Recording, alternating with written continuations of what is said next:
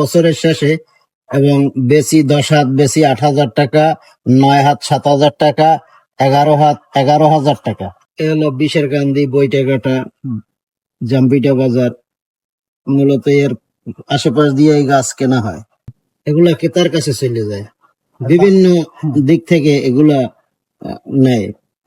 আপনার ওই সাত পার্ক, আপনার বরিশাল, পিরিজপুর, ওই কলাপাড়া, এসব জায়গা দূর দূরান্তরে চলে যায় ফোনের মাধ্যমে। তারপরে অনেক আগের পরিচিত আমরা, ফোনের মাধ্যমে নেয়।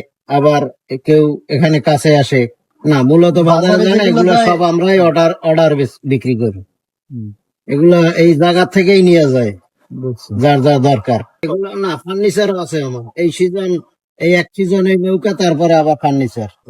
হ্যাঁ, মোটামুটি আল্লাহর রহমত ভালোই কাটতেছে।